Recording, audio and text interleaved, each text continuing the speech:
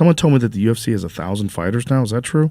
That's a good question. That's a. How many fighters does the UFC have signed? Somebody told me it was 1,000, but it was like backstage. I was like, what? That seems like a lot. Somebody else was saying it was 600. That seems more accurate. It says as of 2021, there are 689 contracts. Yeah, but that's 2021. Yeah. Well, dude, they signed everybody on fucking Tuesday Night Contender Series. Yeah. You got to win, get in here. Yeah. I mean, yeah, it's a Contender Series was huge. It was a massive. That's fucking brilliant. When you were having your fight called by Snoop Dogg, yeah, how crazy was that? Yeah, that was.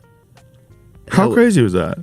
It's so crazy looking at my career how things have played out so perfect. Like the fact Snoop Dogg was there, like that was the first time that I started kind of getting busy on social media and starting to understand like, okay, this is gonna be a part like of my career in my life moving forward. And he would like repost me or post me, and then I started getting a bunch of followers from Snoop posting me, and yeah, that was fucking insane. He's still to this day. I mean, you have a conversation with him, he'll call me Sugar Shane. Sugar Shane. Yeah, he'll still just call me Sugar Shane. So just keep it. I'm just like that's just Sugar Shane for the most part. That's hilarious. But yeah, that was massive for my career. Just literally having Snoop Dogg. And it was only that season they had Snoop and Uriah doing the Snoop cast. It all came out of, I think, Snoop like live streaming him watching the fights. Oh, really? I think that's where it came from. Snoopcast. Yeah, I think it came from just him like talking into his phone and uploading it to social media. And then I think there was like one famous like knockout that he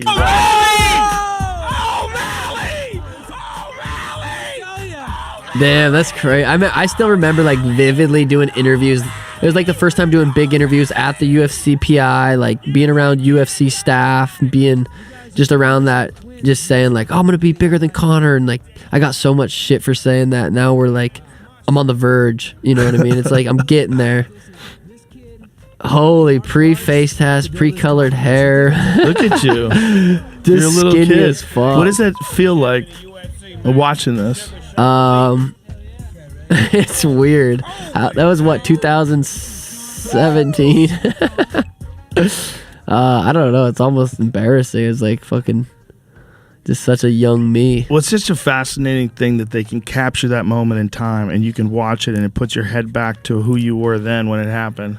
Yeah, I think specifically in that fight, I was eating a vegan diet. I was, I think, like 140 pounds when I walked into the cage, weighed in at 136. Like, wow. I was just, so many things. I remember having a really bad fight camp for that. I had a concussion in that fight camp. I got kneed in the head. Wasn't really sparring. Had the worst training camp of all time.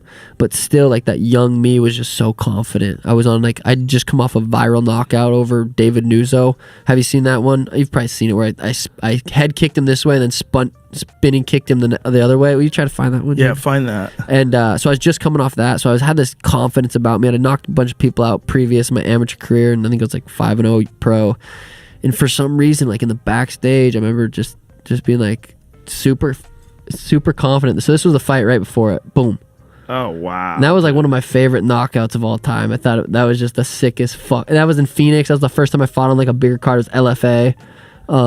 You know what really impressed me about you when I found this out is that you didn't have a background in traditional martial arts. Just an athlete. I just played ball sports and just I just was intuitive.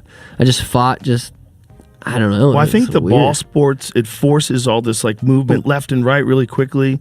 You know, if you think about like playing basketball, you're bam, beautiful. Oh, it was so sick. If you think about playing basketball, you're constantly jumping one side to the other. It involves all this explosive footwork and movement.